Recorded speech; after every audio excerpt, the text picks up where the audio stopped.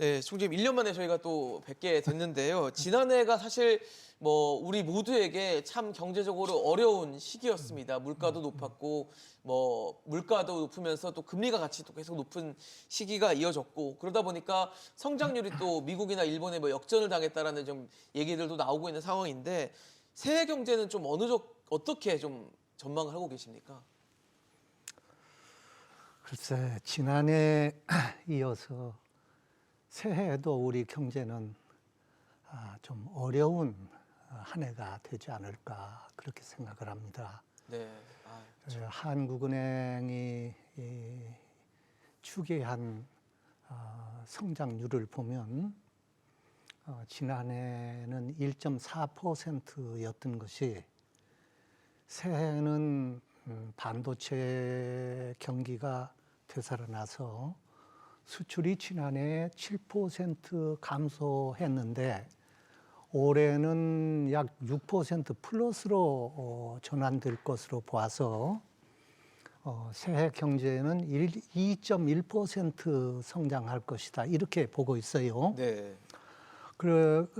그런데 이 성장률이 좀 나아진 것은 있지만 실제에 있어서 우리나라의 고금리 체제가 새해에도 계속 유지될 것이고 가계부채가 상당히 무겁습니다. 그렇습니다. 예, 그래서 또 지난해 물가가 많이 올랐어요. 특히 식료품이나 이런 것들이 많이 올라서 새해 이 가계에 가처분 소득이 압박을 받을 것이다. 그래서 이 체감 경기가 좋지 않을 것이고 특히 새해는 이 건설업의 침체가 걱정이 됩니다. 건설업이요? 건설업에. 그래서 새해 집값이 떨어질 것이고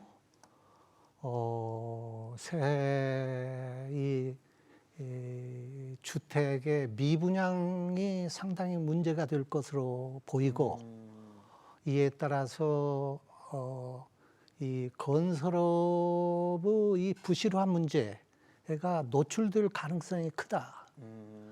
그래서 특히 건설업종에 종사하는 분들이나 자영업자를 중심으로 체감 경기가 별로 좋지는 않다 이렇게 보고 있습니다. 그러니까 올 한해도 참 쉽지 않은 그런 한 해가 될 것 같다라는 생각을 또 전해 주셨는데 지금 뭐 당장 올해의 문제 또 내년의 문제라기보다는 대한민국 경제 성장 엔진이 좀 식어가고 있다, 꺼져가고 있다라는 뭐 차가운 비판들도 있고요. 또 그러다 보니까 장기적으로는 이제 우리가 저성장 국면에 이미 들어서 버렸다. 이제는 사실 예전과 같은 그런 성장은 이제 꿈꿀 수가 없다라는 얘기들이 나오고 있습니다. 그러다 보니까 이런 어떤 잠재 성장률, 우리가 지금 현재로는 한 2% 내외로 잠재 성장률을 추산을 하고 있는데 이 추산되는 잠재 성장률을 좀 낮춰 잡으면서 우리가 저성장 시대에 이제 우리도 적응을 하면서 준비를 해 나가야 되는 거 아니냐 이런 얘기도 있거든요. 어떻게 보십니까? 그게 맞는 얘기입니다. 그게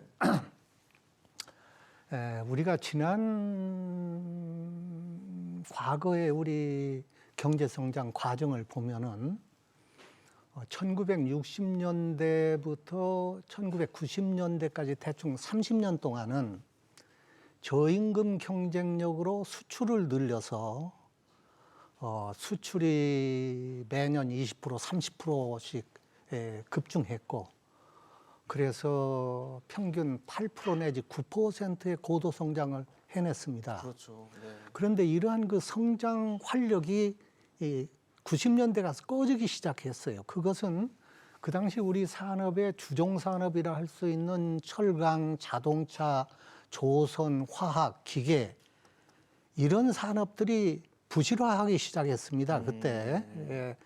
그래서 이제 수출 경쟁력이 꺼질 때 이것을 되살린 것이 중국의 산업화입니다. 그때 중국이 이제 산업화를 시작하면서 한국으로부터 수입해간 원자재하고 중국의 저임금을 섞어서 이제 물건을 만들어서 수출해서 네. 중국의 산업화가 작동하기 시작했는데 이때 막대한 중국으로 수출이 한국 경제를 말하자면 그 위기에서 구했다 이렇게 봐도 됩니다. 그래서 그때부터 한 2, 30년간은 중국에 대한 수출이 급증하고 그렇죠. 그래서 보통 두 자릿수 증가를 지속하고 이에 따라서 5% 내지 6%의 고도 성장을 해냈습니다.